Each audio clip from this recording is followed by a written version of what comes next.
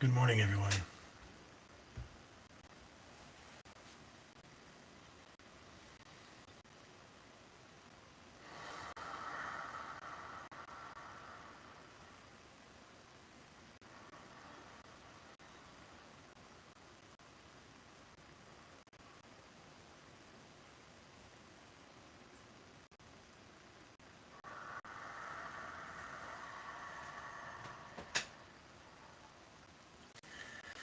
All right.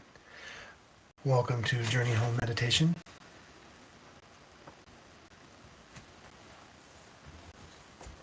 I'm Michael. It's good to be here this morning.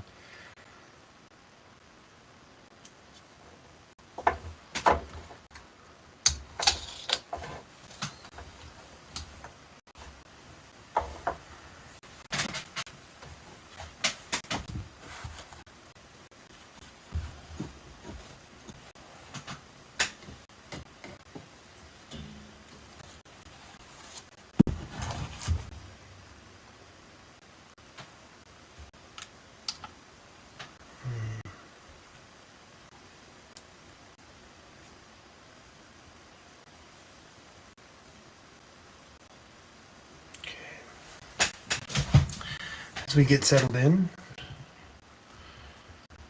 we want to find our balanced position, our meditation posture. If you are sitting in a chair like I am, you can either have your feet flat to the floor with your thighs parallel to the ground. And you want to be sitting in a way that you can freely have your spine straightened. Okay. Go ahead and give yourself just a little bit of a stretch. Bend to the left, to the right. Move the neck. Don't strain, but just give yourself some movement.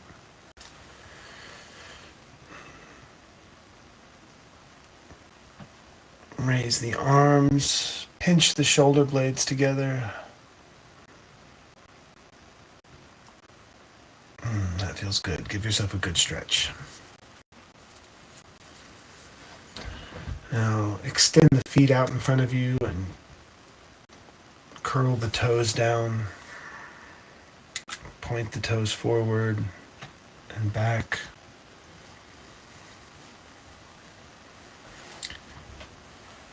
Really get the body settled in.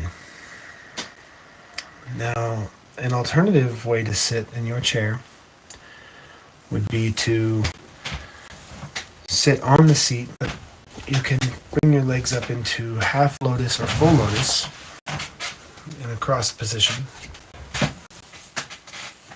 And this is actually what I like to do most often. Those creaks you hear, I promise, are not my bones. They're just an old chair. You may also be on a mat or a pillow on the floor. And that's okay too. That's a good place to be. But wherever we are, we want to pull the belly button in towards the spine without puffing the chest up. Drop the shoulders. Pull the back of the head up as high as you can make it go. Feel that openness in the spine.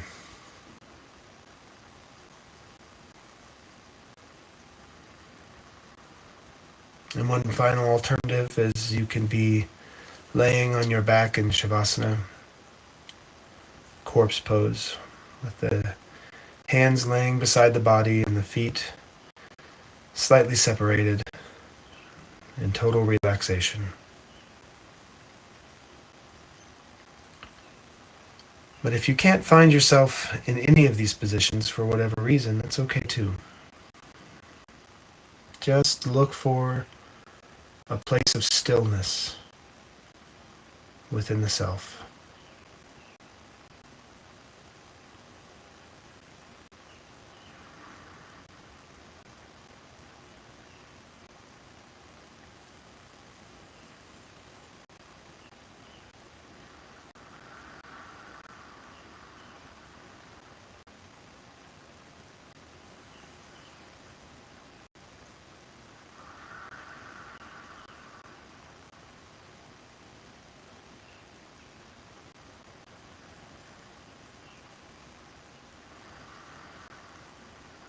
Let your breath come naturally.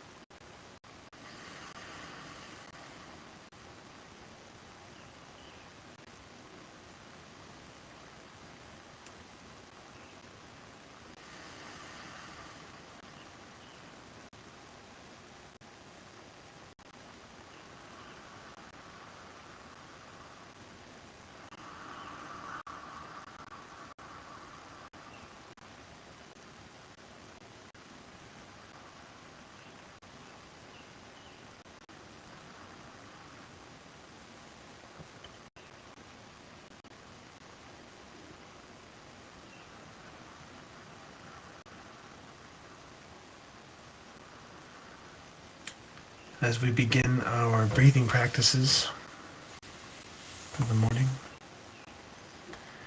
you want to make sure that you're in a good balanced position so that if you can, close your eyes and bring your total awareness into the breath.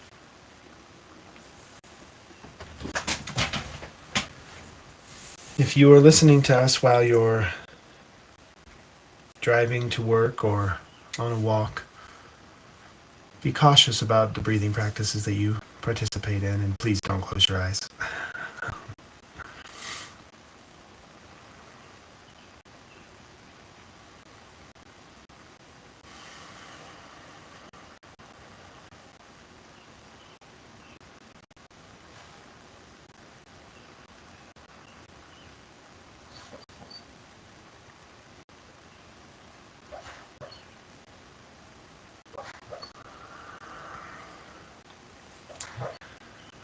For our first practice today,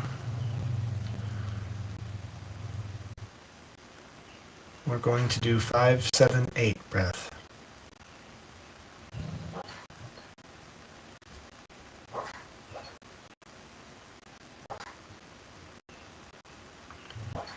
Now, if you're not familiar, that's okay. It's a really simple breathing practice to learn.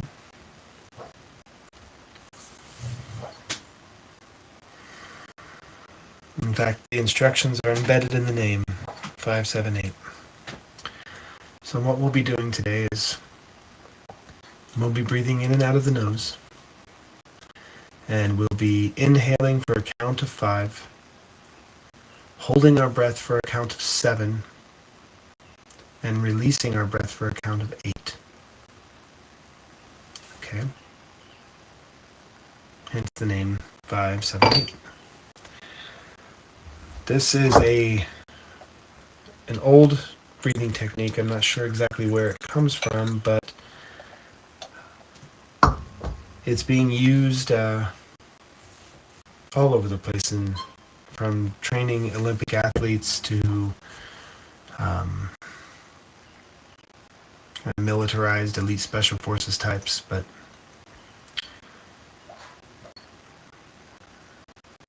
the reason that it's being used is because it helps to generate a very strong sense of calm and awareness within the self.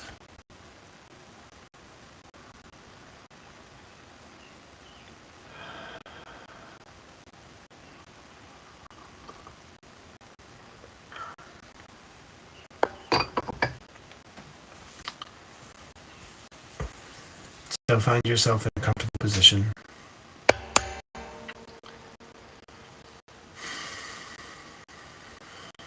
Let's take a few diaphragm breaths just to open up our breath passageway. This is the muscle that exists pretty much right in the center of the body. And this is going to pull downward. This is what brings the air into the lungs. I'm sure we all know this. But what we don't know is that most of us aren't using it to its fullest every day. So let's really focus on the feeling of filling the gut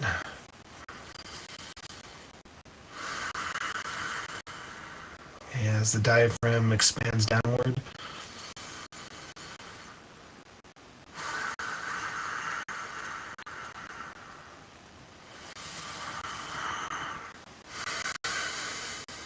deep breaths with the diaphragm. And really strong exhalations, not forceful, but strong, slow, and steady, complete exhalations.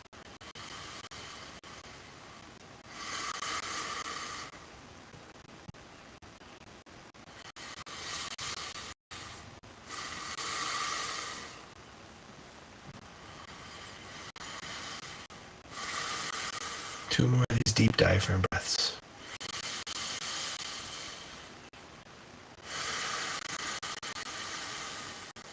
Okay, nice and deep.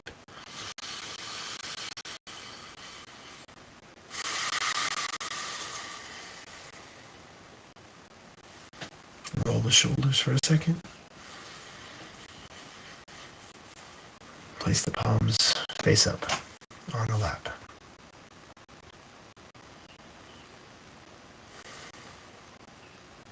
And we'll begin. On this exhale, I'll count us off through the first couple of rounds, and then I'll go silent and maintain the count. So exhale, and breathe in. 1, 2, 3, 4, 5. Hold. 2, 3, 4, 5, 6, 7. Exhale. 1, 2, 3, 4, 5, 6, 7, 8. Inhale. 1, 2, 3, 4, 5. Hold. 2, 3, 4, 5, 6, 7, 8. Exhale. 1, 2, 3, 4, 5, 6, 7, 8. One more. 1, 2, 3, 4, 5. Hold. 2, 3, 4, 5, 6, 7. Exhale. 2, 3, 4, 5, 6, 7, 8. Keep this breathing pattern.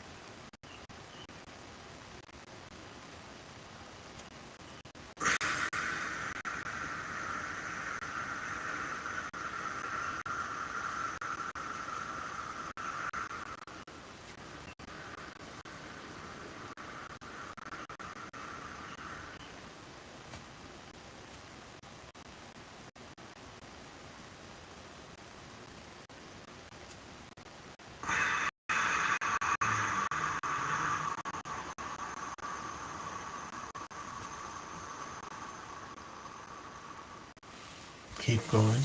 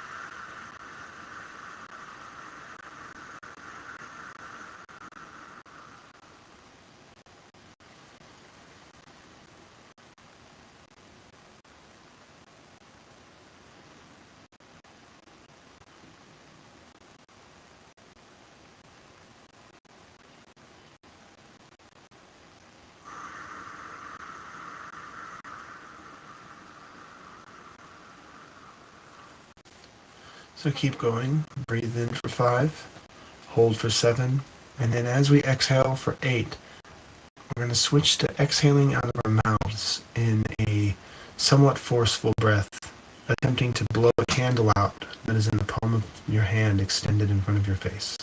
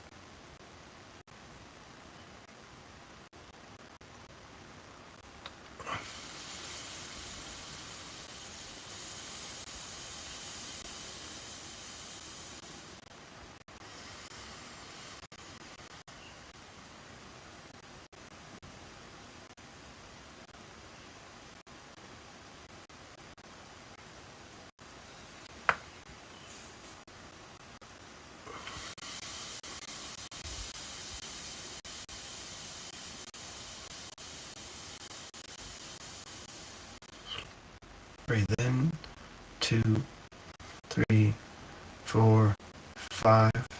Hold, 2, 3, 4, 5, 6, 7. Breathe out, 2, 3, 4, 5, 6, 7, 8.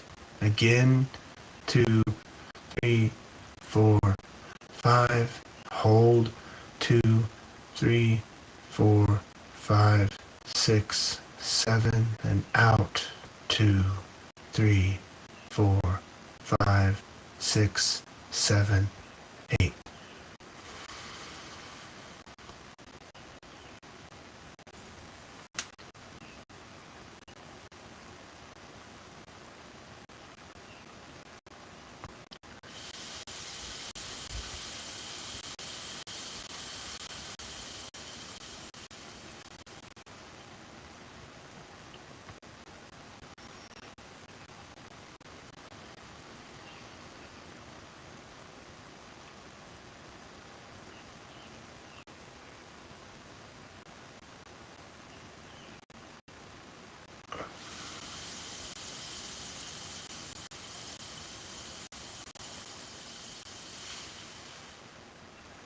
Last round.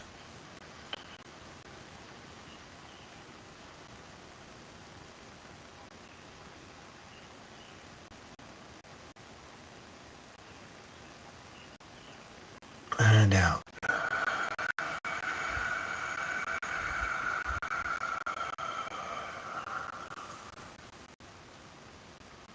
Let the eyes close, shoulders drop,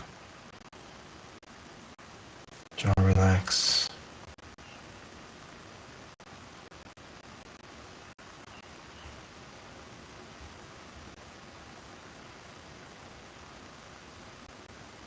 I'm going to just sit here for just a moment.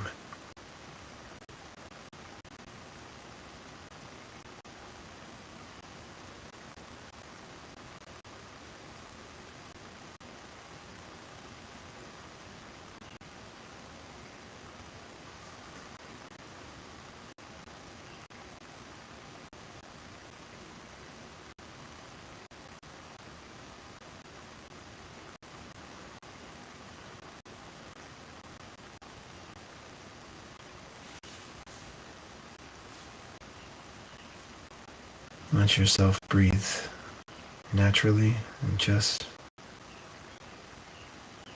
notice the breath. Don't try to change it right now, but notice the feeling of it.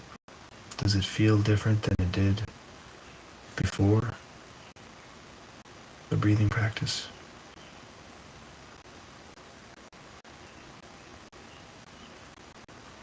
Does your body feel different?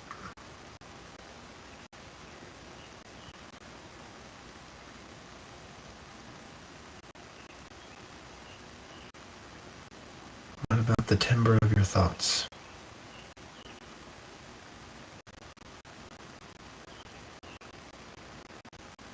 Are you noticing more space between them?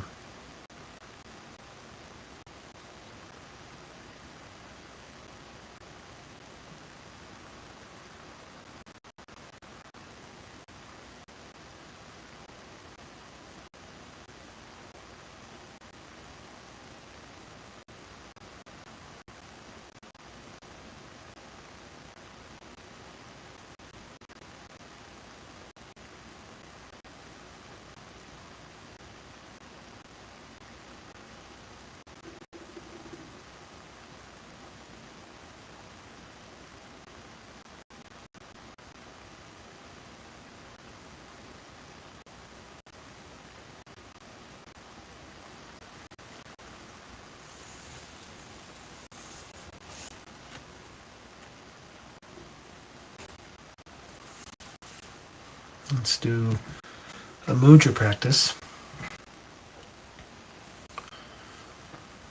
This mudra practice we'll take into our meditation today. But first, before we move into that, before we start this practice, it's good to have a glass of water. And I just realized my glass of water is sitting right over there. So take a moment just to get yourself a quick glass of water.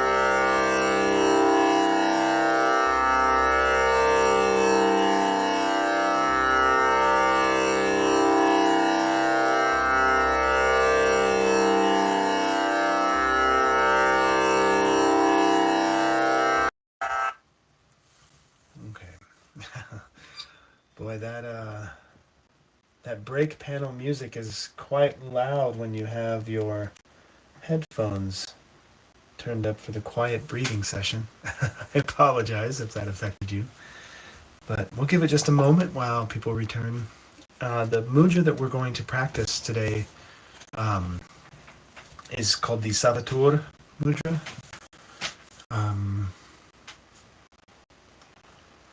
And the Chinese name for it is the Tse Mudra, and I don't think I'm pronouncing that correctly, but it's TSE. Perhaps if someone in the group knows the pronunciation of that word, they can share it in the chat. But this mudra it's quite a simple mudra to do. Right? It's one that we do probably often in our day anyway. But done in this succession of order and with this intention in this practice has been shown to help with despondency or feelings of sadness or desperation, like maybe depression, anxiety, these expressions of loss that we have, right?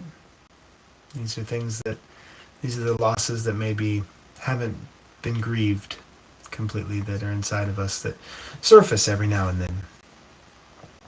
And it surfaces in many ways. Sometimes it surfaces as emotional sensations, sadness, sorrow. It's called depression, and it can also express itself in physical ways.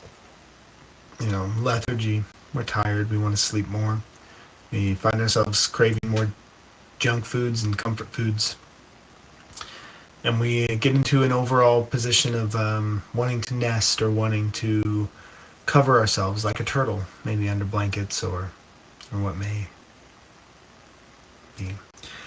But this state is, in my opinion,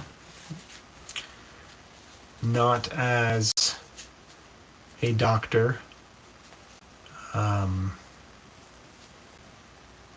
not as someone who can make a diagnosis, and I'm definitely not trying to diagnose you. But in my opinion, these states of being are a completely logical expression for our bodies to have when we have trauma and unprocessed grieving, things that maybe occurred that we didn't have an opportunity to, didn't have a skill set for, or thought we were not allowed to fully experience a resolution or resolve the sadness that moves through our body. This discussion isn't about that. This discussion is about the mudra, though, and about the small practice you can take in your day. I'm not prescribing this as a cure of any sort. This is just a tool. It's a tool and a technique. But the practice goes like this. This is 2 Minute Tuesday, by the way, so this is going to be our 2 Minute Tuesday practice, and we're going to bring this into our meditation following. So,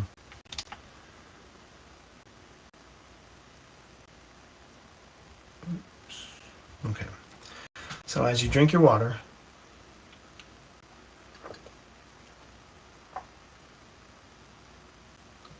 nice big gulp, clearing the mouth a bit.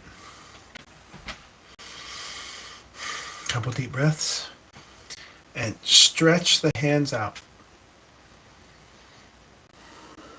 Head up.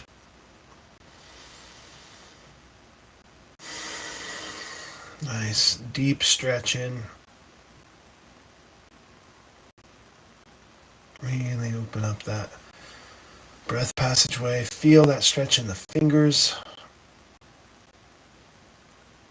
And then you'll bring your hands together in a clap. Oops. Try that again. Okay. Then tuck the thumbs into the fists. Bring the fists down to the side.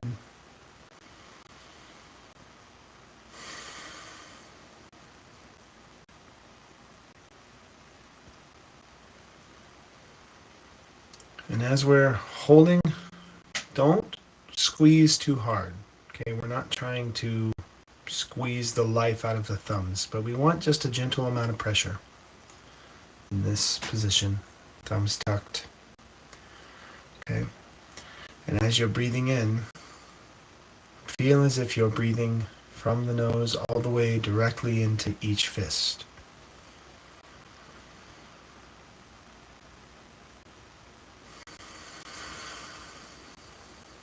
Like the breath is traveling down each arm.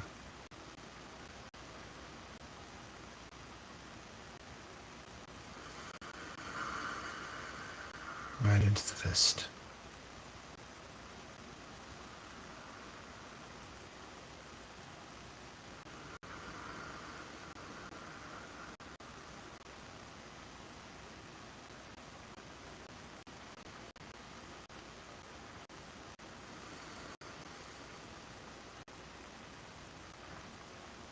Chanting of Om during this practice is common and can be helpful. But chanting of Om, I feel, is always a bit helpful, especially when I'm having anxiety or depression. But you can also, if you don't feel like chanting open mouth, you can hum. This is a fantastic practice for the body.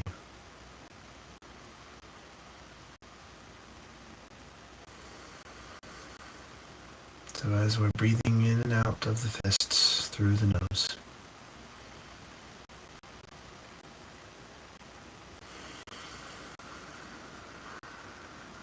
exhale, we'll hum, and I'll ring the bell to give us a tone.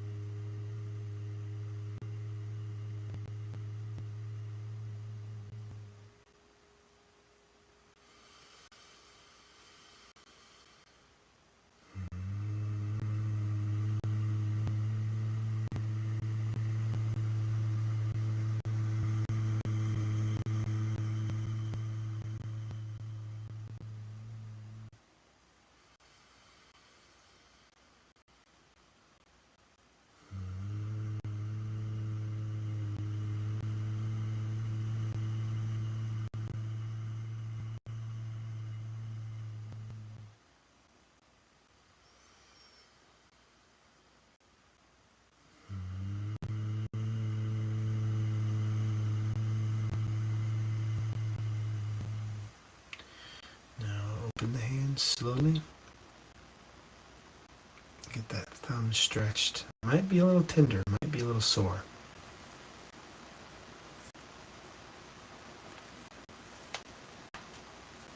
Give them a nice, good stretch.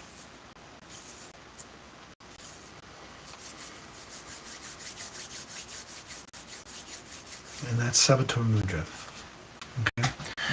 Now, this practice is done, it's really effective done first thing in the morning. Like one of the earliest practices you can do, especially in mornings you wake up and you're feeling that sadness. Sometimes it comes from a dream. Maybe you're processing some of those emotions in your dream. Sometimes you dream of a person that's been in your life that's no longer in your life. Right, whatever it is.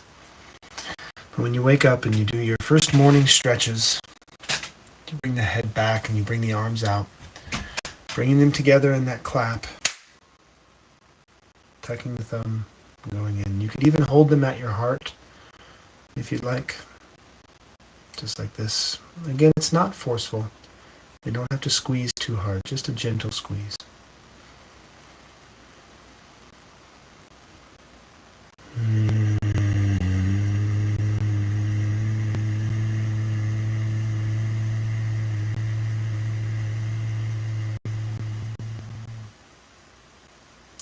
In conjunction with that hum, you'll start to find an energetic flow in the body that will pick up just a bit, right? Because sometimes in our depressions, whether it's just a physical depression or a mental depression or emotional depression, whatever it is we think is happening, right? Is whatever we think the cause is. What's affecting us is affecting our whole body, whether it's just our physical body or our mental state, our emotional state. So when we are emotionally sad, and we try to move through the day pretending as if everything is as it was when we weren't sad, right? We're causing undue stress and strain on our body, right? And on our mind, because we are forcing our thoughts away from our feelings of sadness. And the same when we are having thoughts that are sorrowful thoughts, right? And we try to pretend, oh, no, it's good, everything's fine. We all do this. Again, it's putting an undue amount of stress and strain on the emotional system, because these systems are sympathetic with one another and they work in conjunction, right?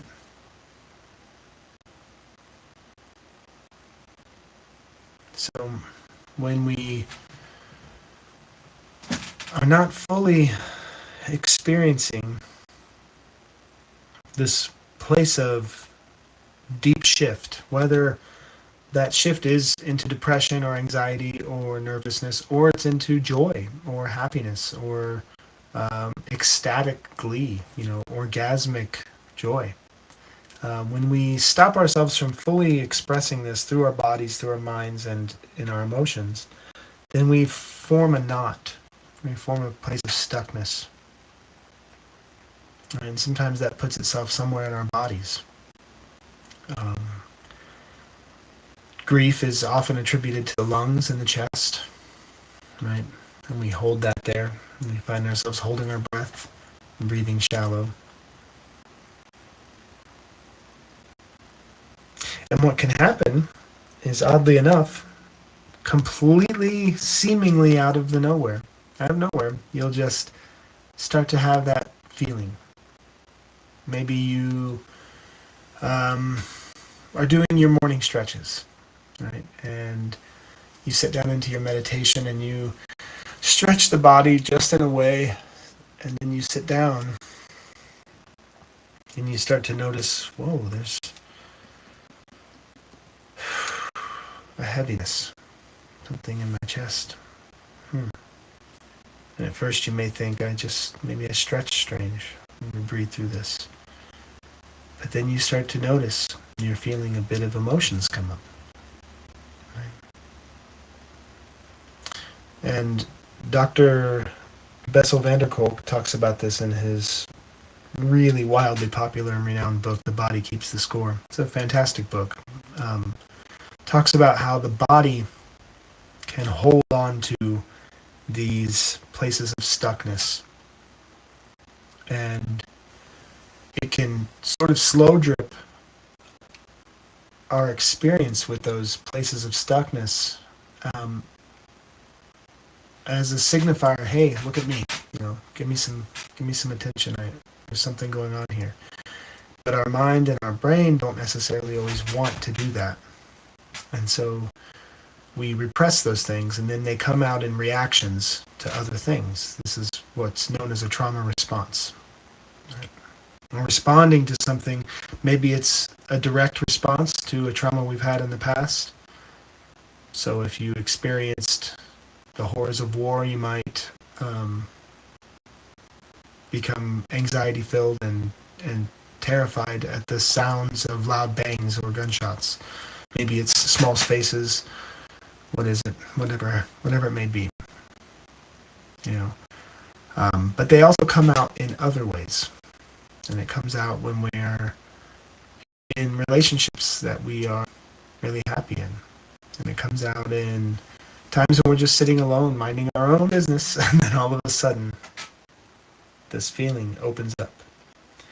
And doing body practices, breathing practices, and yoga asanas are fantastic ways to open up the channels of flow in the body. You get those channels opened up so the energy can move around. But when we start moving that energy around, it can come with the opening up of these entanglements. But this is an opportunity, right? This can be an opportunity. If your body is allowing it to open, even if you feel a bit like this is too much, I can't handle this right now, your body is telling you otherwise. It's saying, hey, listen, you're strong. You can do this now. You're strong enough. Right? But sometimes you just need a little assistance, a little push. And that's what comes with some of these practices. So as we stretch the hands, we open the body, we're opening the lungs, right? We're breathing. This is often where sadness, sorrow, grief, and depression store itself. Breathe big. You know what? I like it there.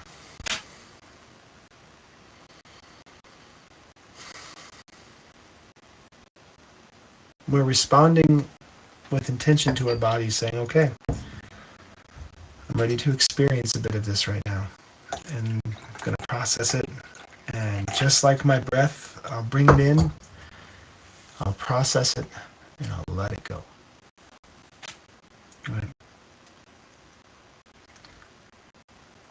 And the humming, we've talked about this before with Brahmati pranayama. The humming actually is the way that your body produces nitric oxide. And the levels of nitric oxide skyrocket in the sinuses with humming. Nitric oxide is really, really necessary for the body and really good as a blood vessel dilator. It helps the blood vessels to open and push the blood through the body in a more effective fashion. That blood flow increases oxygen to the body, which increases energy and increases feelings of overall wellness. So there it is. Right? There's our body knowing how to heal itself and knowing when we are ready to begin to heal our mental and emotional states along with it. If our body can heal and we are in conjunction with our body, right? If we allow the sympathetic processes of the mind, the emotions, intuition, and the body, the physical body to work together, as the body heals, so can the mind, and so can the emotional body. So let's do 5 minutes of silent meditation. And we can begin with our mudra practice one more time. Get a nice stretch.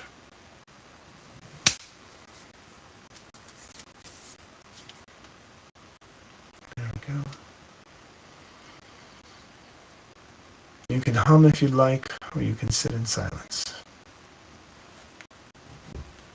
And we'll begin.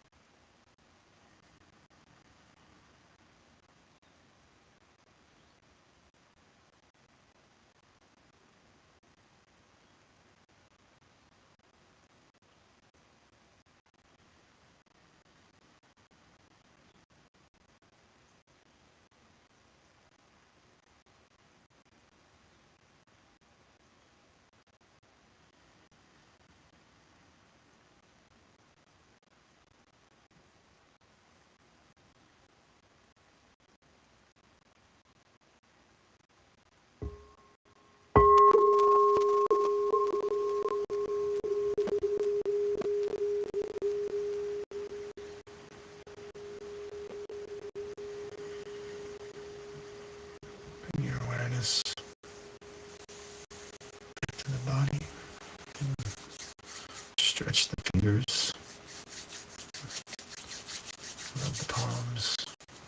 You may want to give your thumbs a little extra love. A little stretch. And the arms.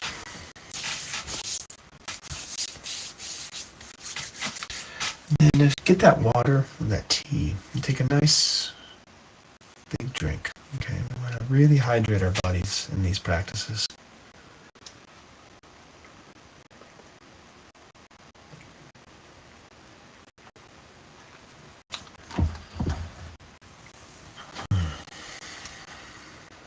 But I don't know if you notice things differently after meditation, but I do. I notice the sensation of a cold drink going all the way into my body. I can feel the sensation of it all the way into my stomach, and as my stomach starts to process that shift in temperature, I can feel it sort of bring more warmth. The same with a sip of hot tea.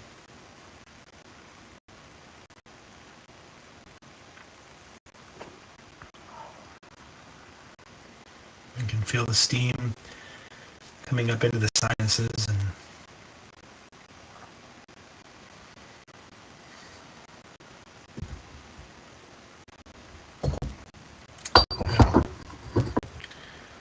the amazing lives we have here, right? Amazing bodies. I'm going to move this singing bowl here. So there it is, Savitur Mudra. Mudra. I'm not completely aware of the neurological sciences that go into these mudras, but I've been taught that it is to do with electrical currents in the body and nerve endings in the fingers. You know, our fingers are really quite sensitive, amazing things. It's such an amazing thing to think that these hands that are touching so many things without thought all day long, right? Picking up cups of tea, lighting lighters, typing on keyboards, driving cars, you know, whatever it is, petting animals, whatever it is you're doing. We do all these things without thought, but when we can focus our thought and our awareness and attention onto the fingers, we can do things like reach into a bag without seeing inside and find the item that we're looking for. Right? Our fingers have this ability, this sensation of touch, to create for us an image in our mind of what it is. Right? You know, you see these tests, these blind tests of like blindfolded or in reaching into a blind box of some sort and telling the person what it is you're feeling. You know, oh, these are grapes, or you know, this is a banana. Like, these are buttons. What's occurring there is the sensation is so acute, right? So honed in and strong in the fingers that your mind is getting a mental image of the thing that it's touching. So that tells me that there's an enormous amount of intelligence just within our fingers, within our hands, right? Even if that intelligence is just memory intelligence, it's there. It's an amazing thing. So, if there is that many nerve endings and that much reciprocity from the mind to the fingers, right? Then these specific mudras are ways, just like we put our body into a posture to meditate, we put our body into a different posture when we're doing, I don't know, anything that we do. We have these positions that we move our body into for different reasons. Right? And yoga asanas are all about training the body into these positions, extending the holds in these asanas, and finding the breath and finding the balance in these different body postures. Right? And this helps us in many different ways. It doesn't just help us physically, it helps us emotionally, it helps us to process um, different things, the nutrients the body is working with, and different diseases that we may be battling at that time. It boosts our immune system. Well, the hand mudras are the same thing, but just for the hands, right? And the way it was explained to me is these electrical currents that are moving around can be changed just slightly, like tuning a radio, changing the frequency just slightly, and that can send subtle messages. Sure, I'll go for it. That sounds good to me. I'm not going to overthink it, and I don't know. And if anyone finds the studies, I'd love to see them.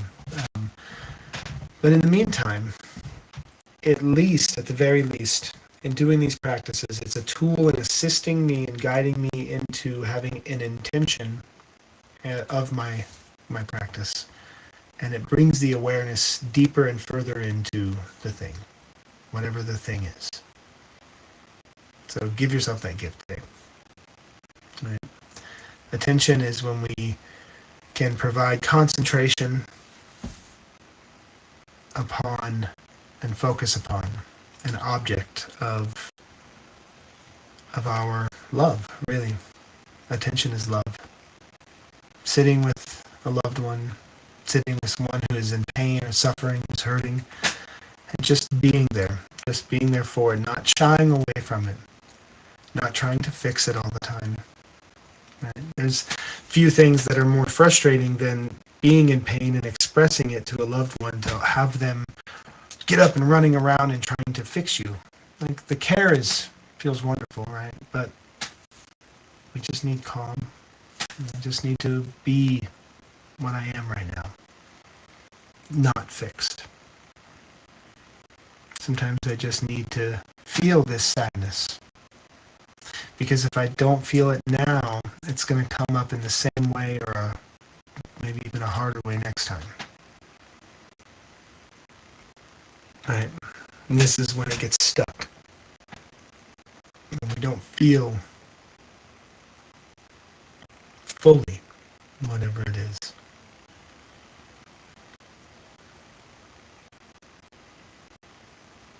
It knots itself up. It hangs on for dear life inside of our body. So, we give it attention. We sit. We observe. We allow. And we accept.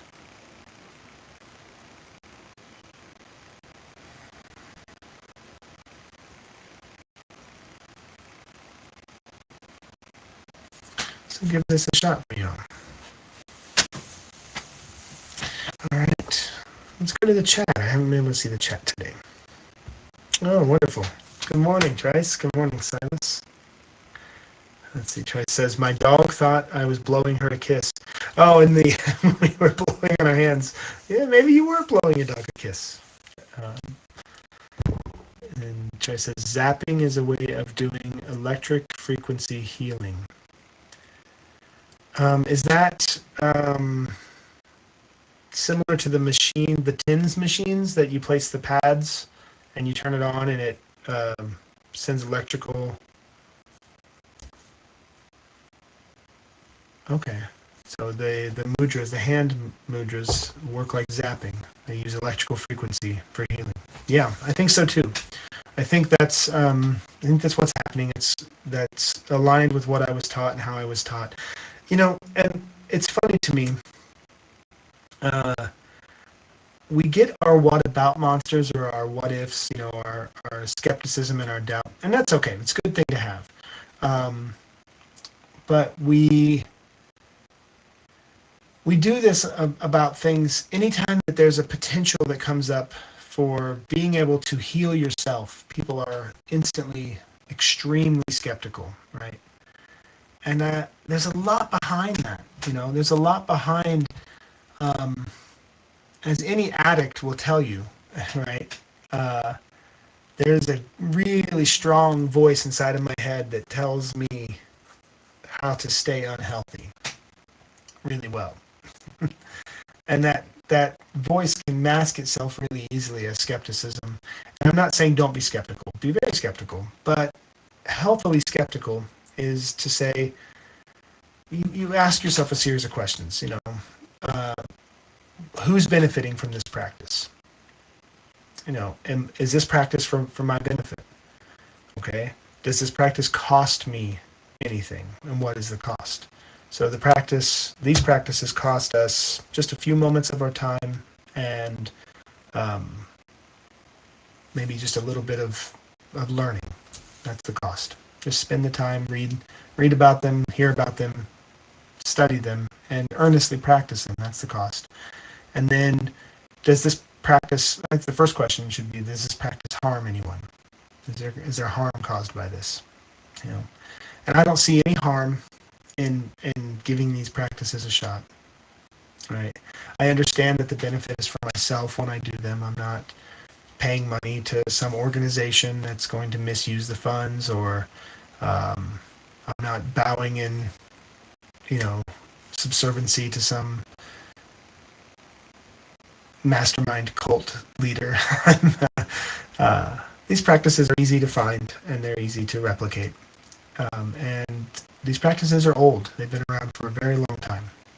And so if we can start understanding that these texts that are thousands of years old are not just woo-woo new age philosophy, but they are sciences. This is the way that science is done. People document over many, many, many trials, sometimes years of these practices, the effect of them.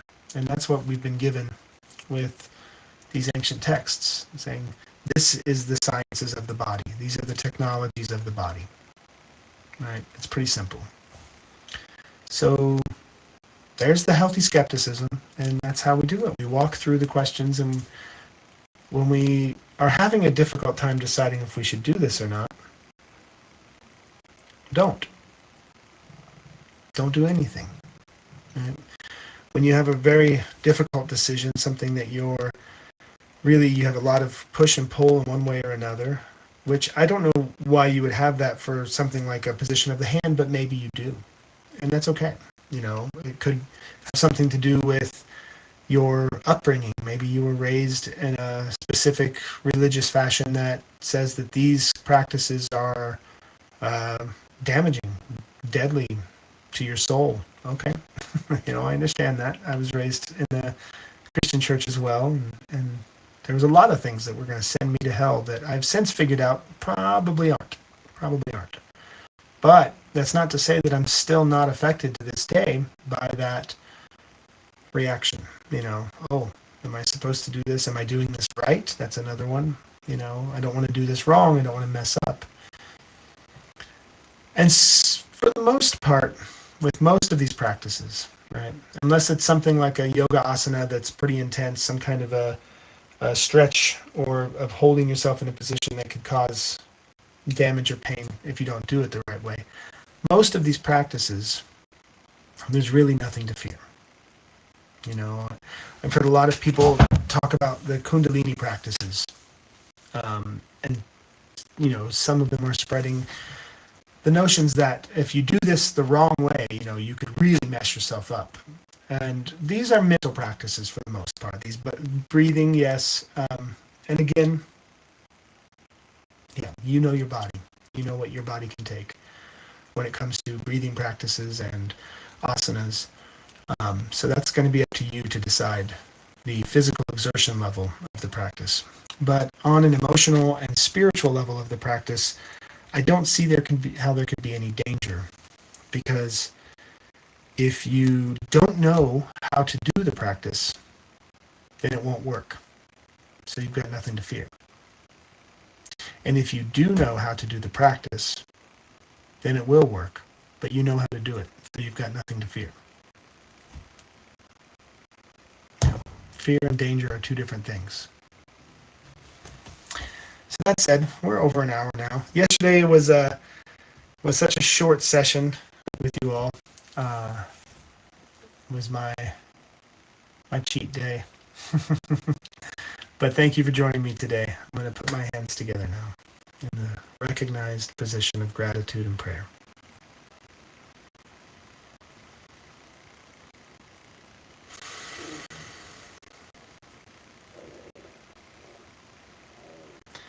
And my gratitude